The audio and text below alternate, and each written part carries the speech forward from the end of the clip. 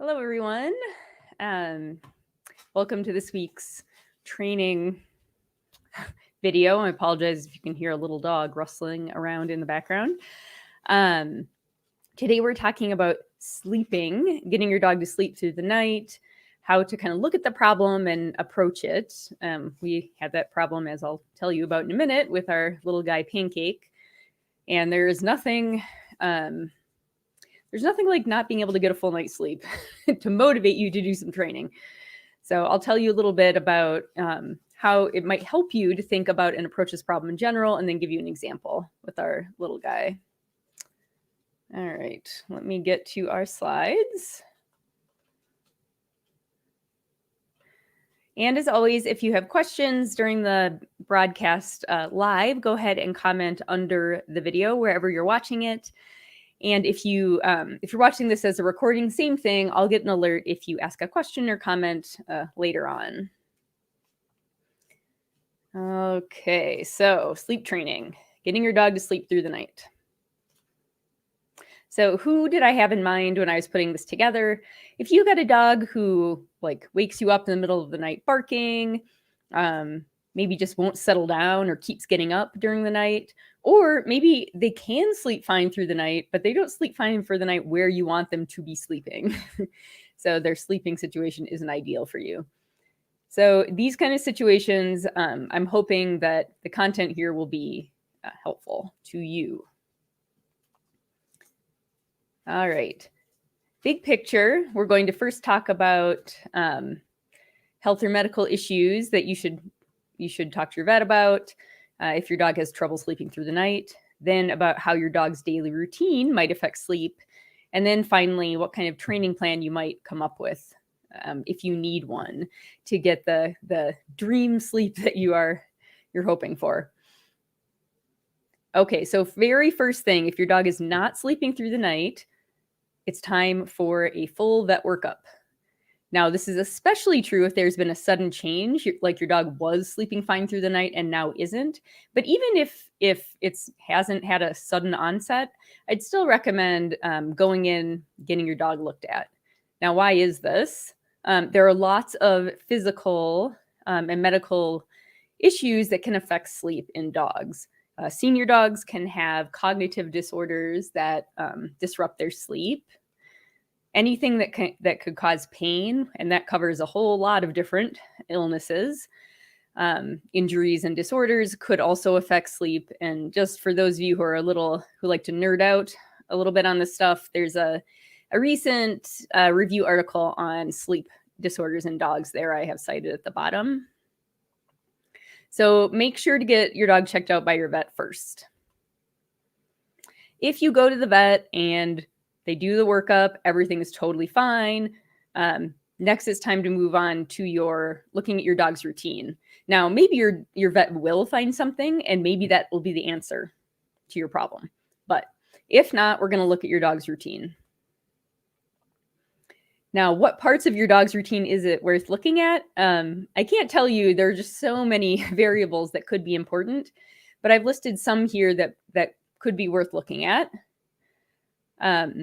One is how much exercise is your dog getting, and when in the day are they getting it? Like, are they getting it right before bed, early in the day?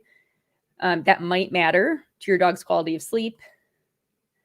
If your dog is on daily medication, have there been changes in medication recently? Do the dosages of the dog's medication or the timing when they get them affect their sleep? Now, don't mess around with dosages or timing without working with your vet, but that might be something worth looking at when it comes to trouble sleeping for your dog. How much mental enrichment or mental stimulation is your dog getting, and sort of how is it distributed throughout the day? So I separated this out from physical exercise because often not everyone thinks of things like training as exercise, but you can see it as mental enrichment or mental stimulation. So training, games like scent work, food puzzles, that kind of thing might matter. Certainly the kind of what your dog's sleeping setup is like might make a big difference to whether they sleep through the night or not. Where in the house are they sleeping? What kind of sleeping surfaces do they have available to them? what kind of confinement, like are they in a crate, in a pen, loose? Any of that might matter to your dog. When is their last outing at night? This is especially true if your dog seems to be waking you up to go outside to pee. And so these are just suggestions, but something I would like you to think about specifically for your dog is if your dog wakes you up in the middle of the night, what do they get out of it? Or do they get something out of it? So if your dog barks and wakes you up, do you give them attention? Do you let them outside? Do you give them a snack?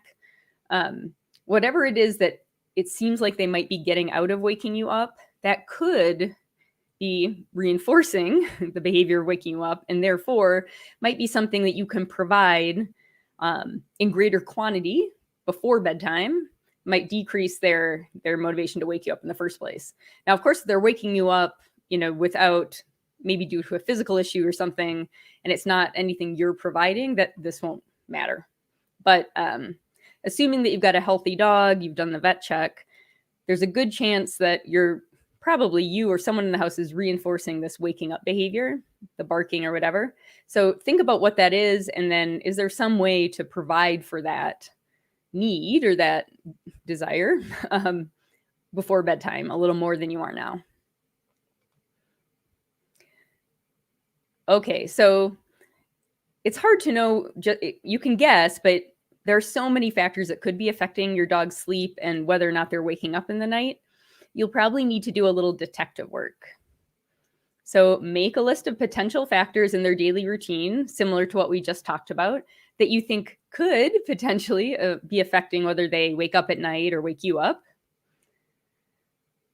Go ahead and take some measures before you change anything. Take some measures of either their sleep, like did they sleep through the night, yes or no, or maybe a problem behavior measure, like how many times did my dog get up and bark in the night? Before you change anything. So you have some idea of where you're starting out. And I know you kind of know, or you have an impression of where you're starting out, but this will help you. Have this written down in some quantitative way first. Then pick some stuff from that daily routine list, the list of potential factors you think could affect your dog's sleep. Change one thing at a time if you can. So just one thing each night, and ideally change one thing for a few nights so you can get more than one data point. And then measure sleep again or problem behavior. And I do encourage you to write these down, whether it be in a spreadsheet, a notebook, or whatever. As I've mentioned many times before, our impressions of how things are going, whether tonight was better or worse than last night, they're not very reliable.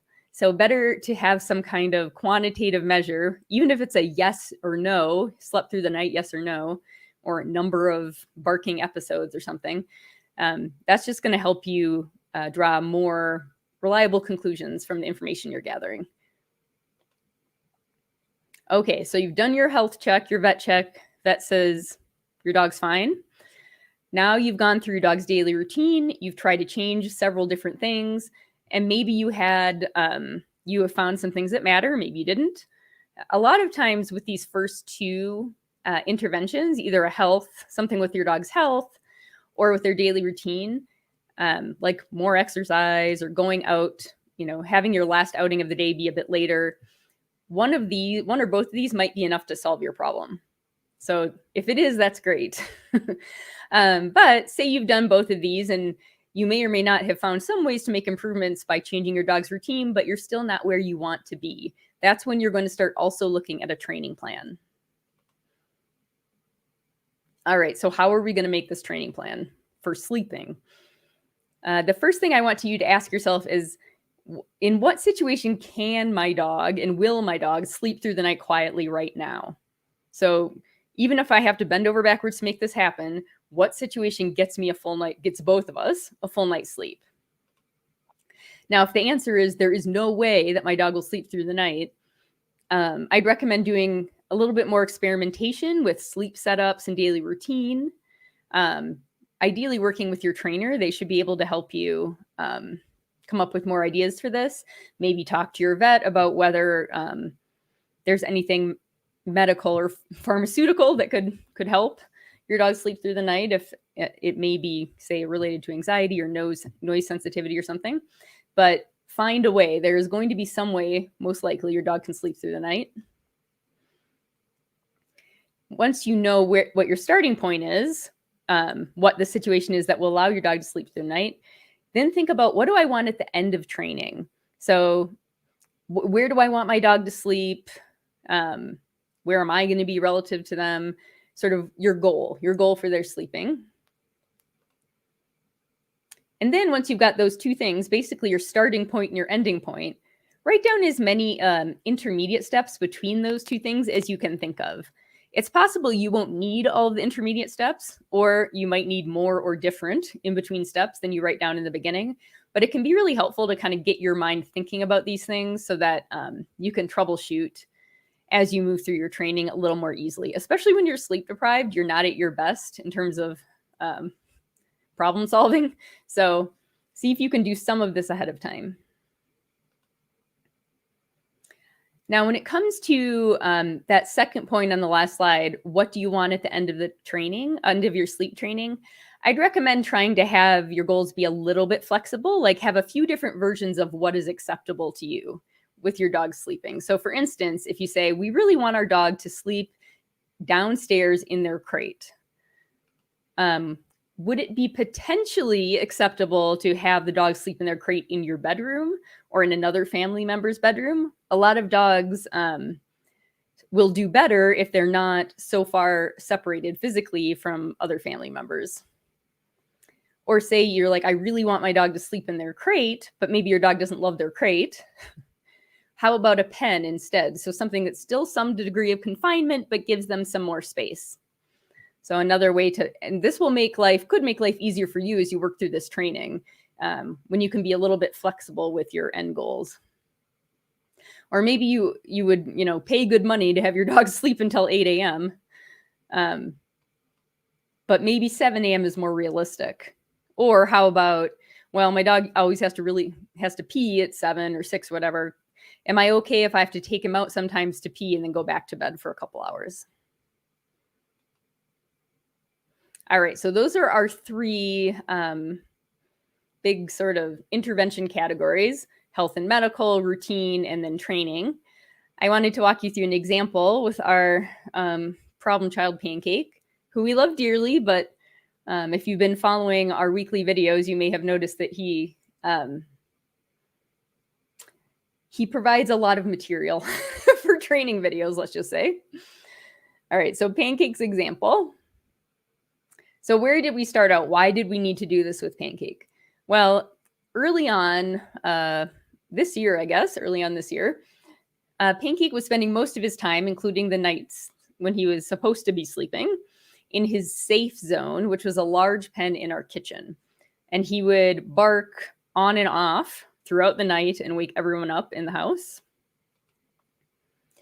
And it wasn't that easy for us to just experiment with different sleep setups like you would with a dog who wasn't afraid of you or afraid of your family members. So at this stage, he was still pretty afraid to move around freely in the house. I could not get him to walk down the hall to our bedroom under his own power. And he certainly was not tolerant of me like trying to pick him up or anything.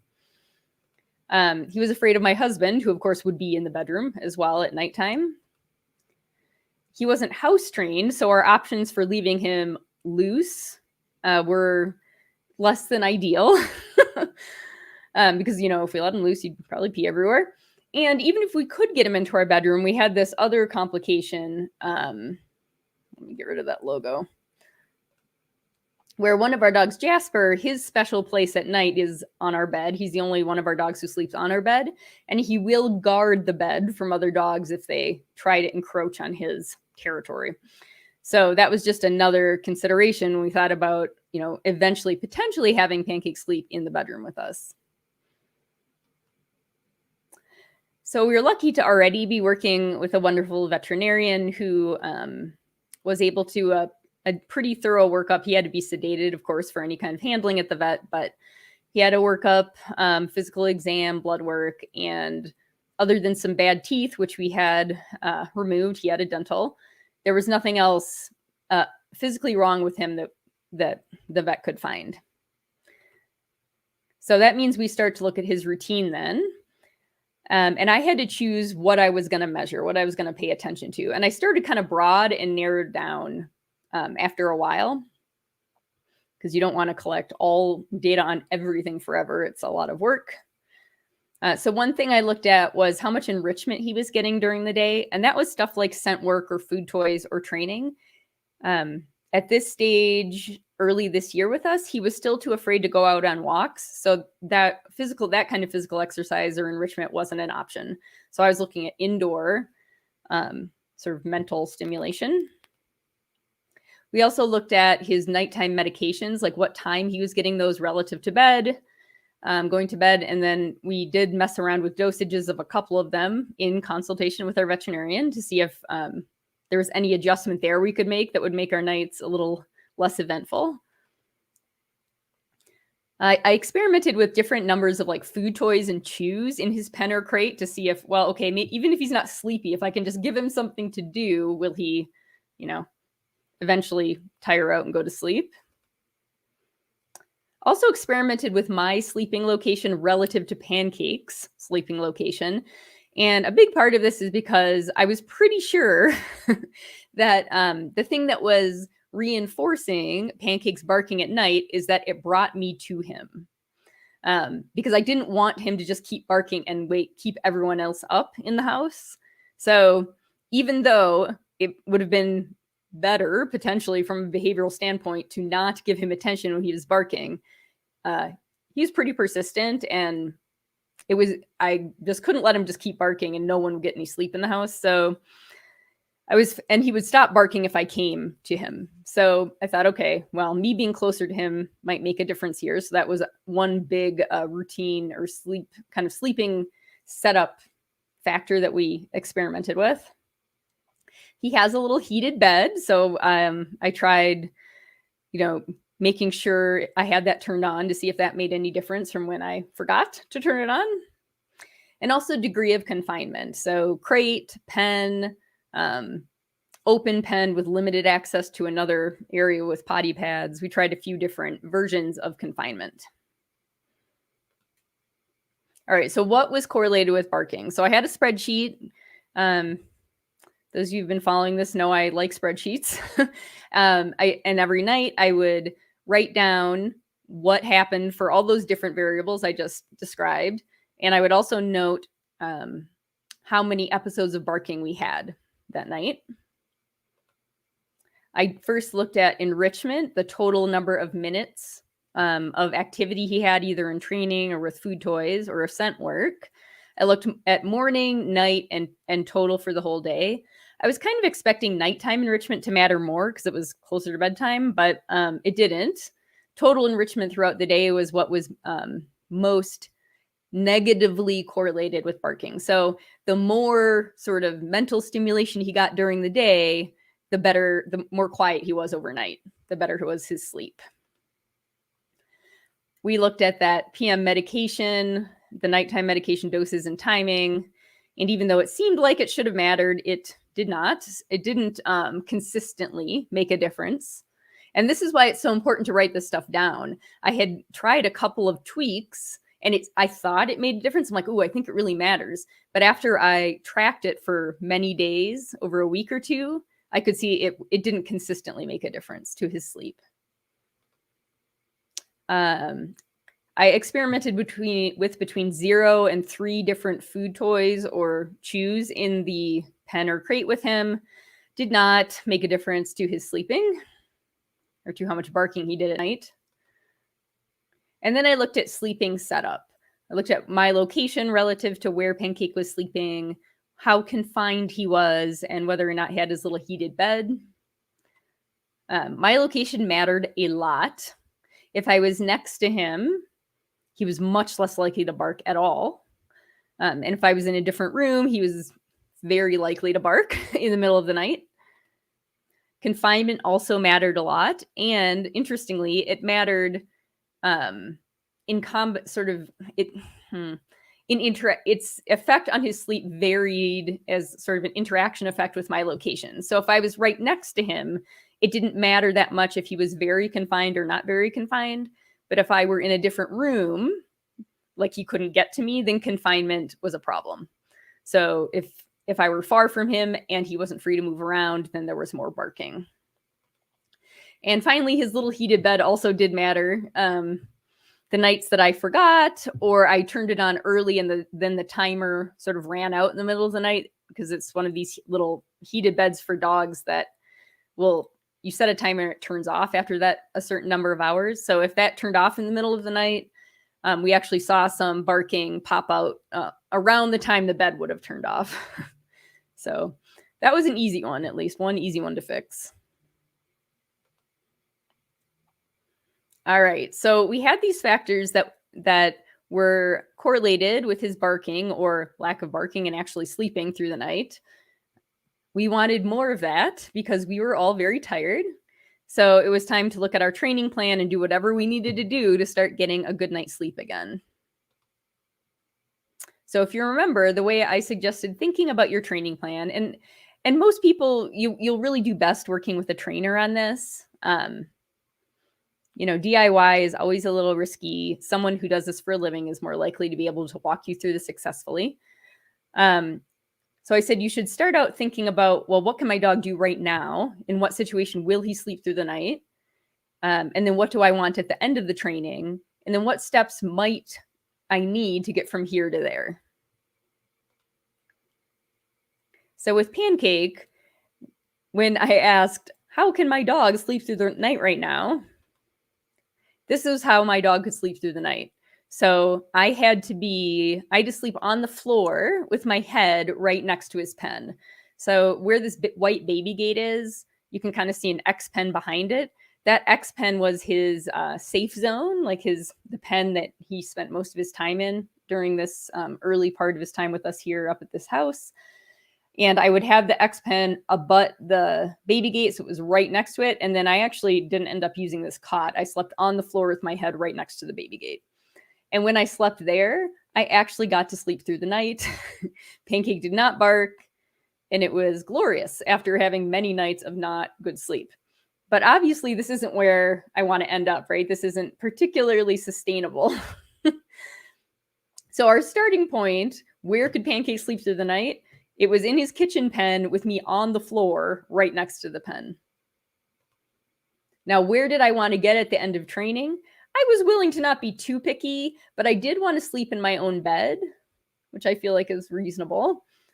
I actually didn't really care that much if Pancake was in the bedroom or not, but I thought probably he would do best in the bedroom because he didn't like to be far from me, but he would need to be confined in some way because we have two other large dogs in the bedroom and they both guard stuff a little bit. And as I mentioned, our dog Jasper doesn't like to share the bed with other dogs. So I didn't want to, lose sleep because I was worrying there might be a fight or something. So I did need some kind of confinement, and I needed Pancake to tolerate that and sleep through the night. And the confinement had to be such that he was physically separated from Jasper, who would be on our bed. Okay, so starting point, me on the floor next to the kitchen pen. Ending point, sleeping somewhere in the bedroom in a pen or crate, not right next to Jasper. And then in between steps. Well, there are a lot we could try. I'll show you what I can't show you every single step, but I'll show you what worked for us, kind of an overview. All right, so I mentioned we had the Pancake in the kitchen, me on the floor step, the first step, which is this one, where I was sleeping with my head right next to his pen. Next, we moved to the office, which was just down the hall a little bit and did have a bed in it. So I got to sleep in a bed, which was exciting for me. And he was loose. So he had access to the hall and some potty pads during the night. And this also kind of happened simultaneously with us continually trying to encourage him to explore the house a little more and become more comfortable and confident moving around, because I did need him to walk into the office on his own, but it wasn't nearly as far to walk as the bedroom, so he was able to do this. So this isn't a great picture, but I couldn't find a better one for some reason. We had a crate in the office with me, but I just left it open, and then the bed is just off the screen, out of the frame on the right here.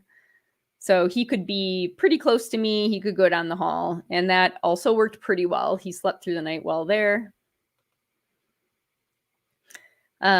Then we were ready to try the bedroom. Now, it did take a while for him just to be brave enough to walk into the bedroom.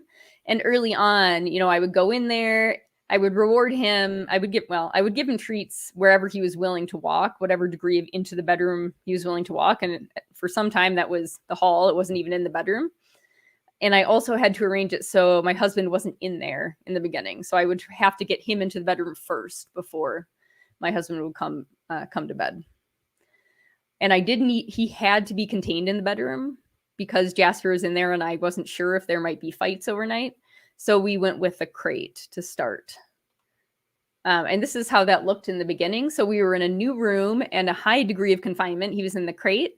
So I was sleeping on the air mattress or camping mattress right next to, like, literally the mattress is touching the crate. And then the next few steps were just me edging my little camping mattress away from the crate. Every few nights I would try a little farther away. And he was doing pretty well with this. He was sleeping quietly through the night. A couple times I had to backtrack and go a little closer. Like, I think when I got to about this distance, he had a rough night. So I moved closer for a few more nights and then moved back again. But when we got to the point where I was kind of as far away as I could get on the air mattress from the crate, and I now was going to have to go to the bed, that was too big of a jump. So if the crate was where I just showed you and I got into the bed, it was way too hard for him.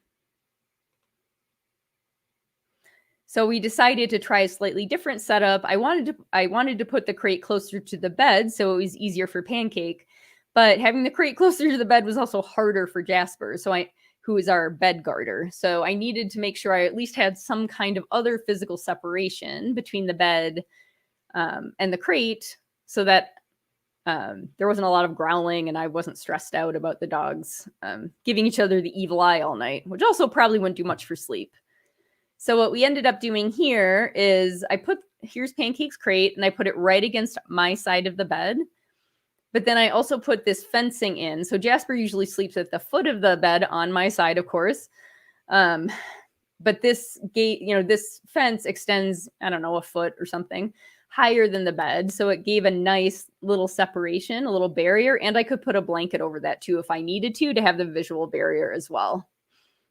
You can see the controller at the back there for his heated bed. So we were still using that. He had a water bowl in there, tons of blankets, all that white that's covering the floor are potty pads just in case, because this is, of course, installed carpet, which I don't really recommend for people with dogs.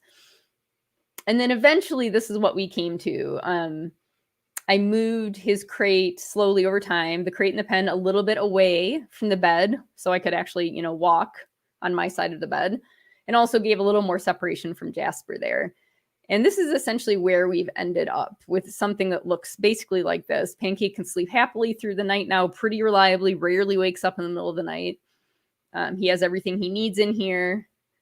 Jasper sleeps on the bed and he's happy. He ignores Pancake. Juno has her own bed. She doesn't like to be on our bed.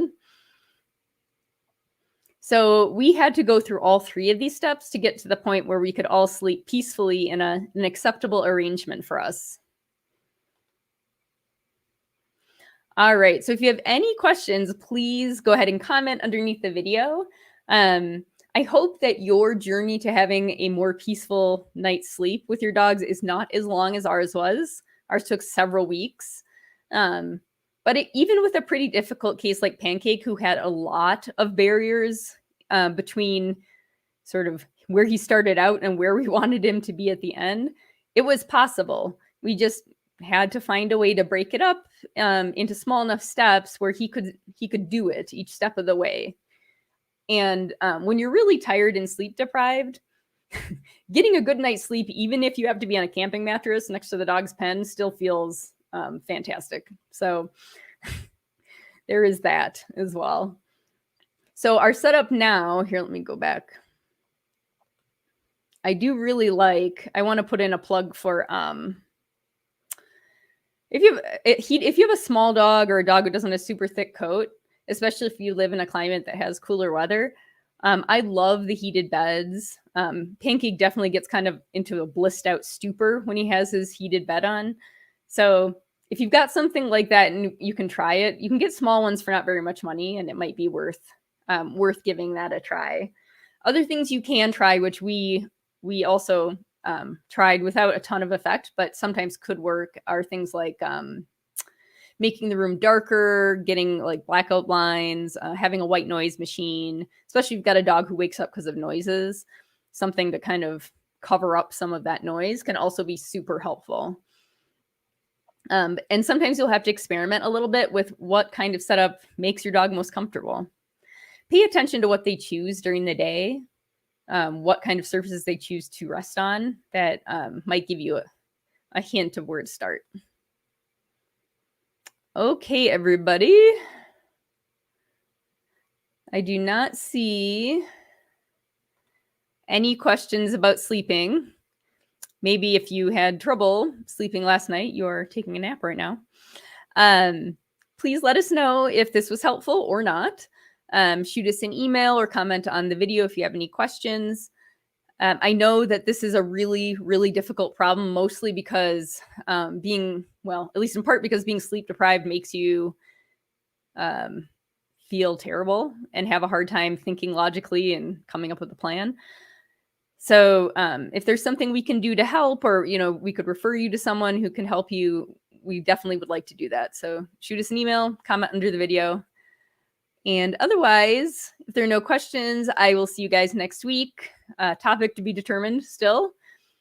You can always, if you have suggestions for these weekly videos, something you really like to see covered, also feel free to comment or email us, and we'd love to hear what you think. All right. Have a great week, everybody. I will see you next week.